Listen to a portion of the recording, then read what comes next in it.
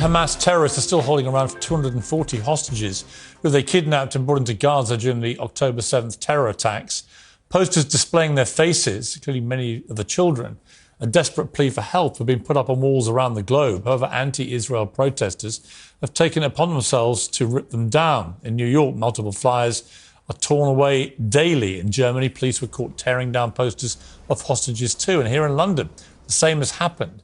My next guest was caught in the act. Shehab ELRefai tore down posters of the hostages in Los Angeles, and he joins me now. Mr. ELRefai, why would you rip down posters of hostages?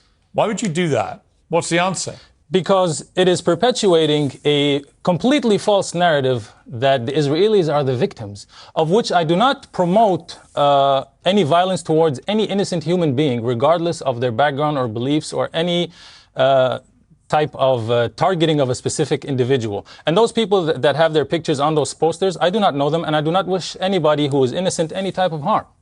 It is more of a symbolic gesture because it is pathetic propaganda that they are putting into civilian areas that we are living in, and they're perpetuating this narrative to keep subconsciously programming people to think that Hamas are terrorists. Let me tell you what let me not even refer to Hamas, just the Palestinian people in general and Muslim people in general. Yeah, let me tell you the just like 9/11. Let me tell you the context of where you did this. You were several blocks down from the Holocaust Museum in Los Angeles. There are many Jewish people who live in Los Angeles, and these 240 hostages include grandmothers who escaped the Holocaust. They include 3-month-old babies.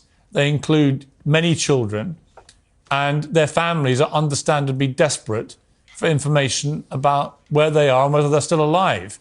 And we've already had some cases where people, from the identity on the posters, they have been identified as still alive. Why would you deprive families of that? All due respect to anybody who is suffering the loss of people that they love, which many people around the world are currently suffering from, but there's always a spotlight on a specific demographic of people. Because apparently, just like George Orwell would say, some people are more equal than others. And also a very important clarification that needs to be done is the difference between Zionism and Judaism. Zionism is a political ideology that is using Judaism as a front to push its agenda, whereas Judaism is simply a religion of which my own religion stems from. Would you like me to show? We're talking about 240 people. Why are you laughing? What's possibly funny about this? Because if you have the background information that I have about the world in general and how politics is a game and war is business, you'd realize why this. I'm not laughing at people suffering, not at all. I completely were just laughing. Wish that to happen to You were anyone. literally laughing as I asked you about 240 hostages, including a 3-month-old baby.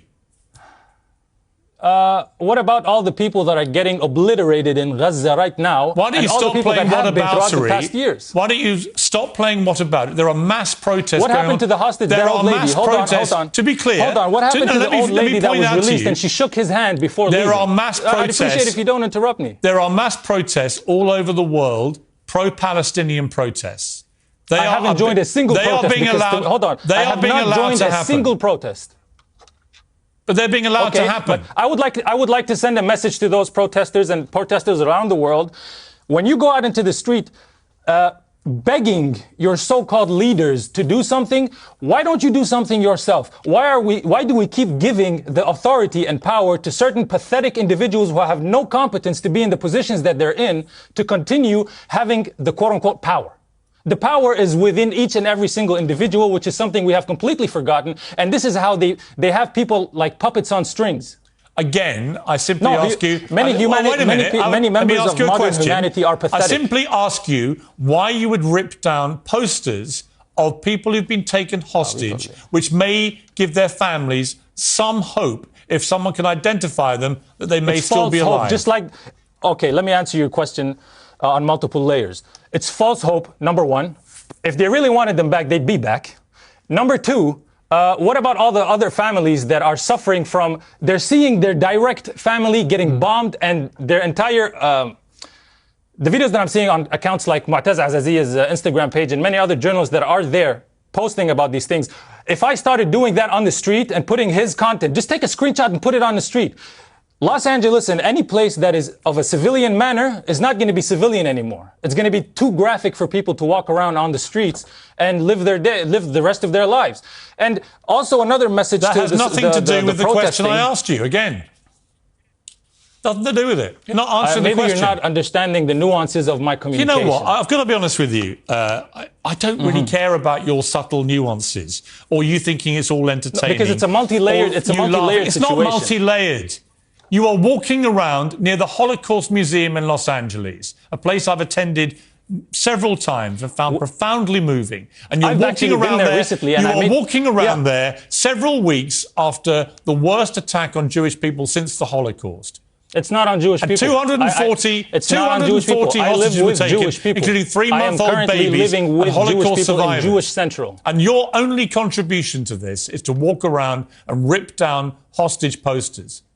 And you seem to find it funny. My main contribution would be to educate people on what is really happening. Well, let me educate you. Beat to the slave master's drum. What you are doing is shockingly insensitive and inappropriate and hurtful to the family members of those people taken hostage, including many young children.